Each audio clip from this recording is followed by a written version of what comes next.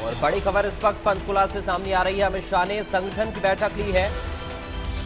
केंद्रीय मंत्री मनोहर लाल, मुख्यमंत्री नायब सैनी मौजूद रहे इस बैठक में। चुनाव प्रभारी धर्मेंद्र प्रधान इस बैठक में शामिल हुए हैं। सेंटर ऑफ एक्सीलेंस के लिए बधाई दी है अमित शाह ने। सेंटर में ट्रेनिंग इंस्टीट्यूट खोलने का भी प्रस्ताव रखा है। बड़ी जानकारी पंचकुला से आपको दे रहे हैं। अमित शाह ने संगठन की बैठक ली है।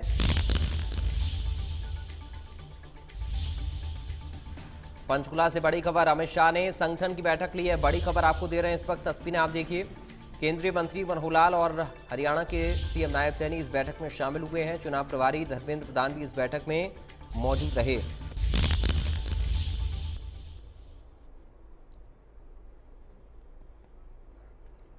एफएसयू के साथ जोड़कर क्रिमिनल जस्टिस सिस्टम को एक वैज्ञानिक आधार देने का आपने फैसला किया है और जो 3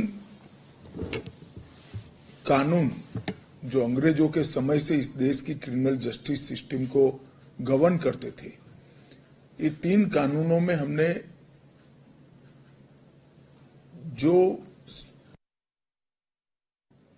और हरेक को न्याय एक कंसेप्ट के साथ जो बदलाव किए हैं, इसका एक अहम हिस्सा है कि 6 साल और उसके ऊपर की सजा के प्रावधान जितनी भी दफा में है वो सब में फॉरेंसिक साइंस की लेबोरेटरी की विजिट को कंपलसरी करा है।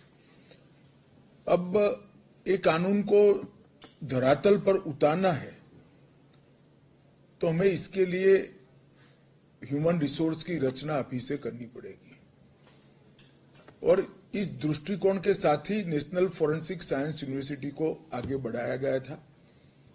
उसी वक्त कानूनों की रचना का काम भी साइमल्टेनियसली चला था, क्योंकि बहुत विचार विमर्श हुआ तो कानून 23 में आए, यूनिवर्सिटी पहले बनी, मगर अब तक 9 राज्यों में यूनिवर्सिटी अपने कैंपस खोल चुकी है।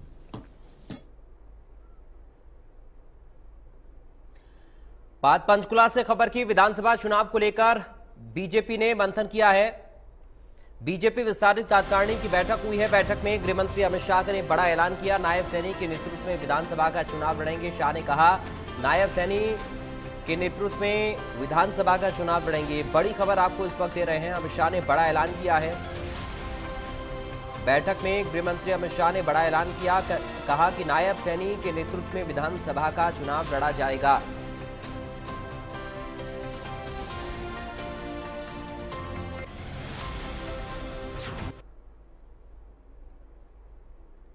तो चुनाव को लेकर भारतीय जनता पार्टी ने मंथन किया और बैठक में गृह मंत्री अमित शाह की तरफ से बड़ा ऐलान किया गया। उन्होंने कहा कि नायब सैनी के नेतृत्व में विधानसभा का चुनाव लड़ेंगे। गृह मंत्री अमित शाह की तरफ से पंचकुला में हुई इस बैठक में ये बयान दिया गया है। मंथन किया है बीजेपी ने चुनाव को लेकर पंचकुला में हुई इस बैठक में और गृह मंत्री अमित शाह ने बड़ा ऐलान भी किया और कहा कि नायब सैनी के नेतृत्व में विधानसभा का चुनाव लड़ा जाएगा।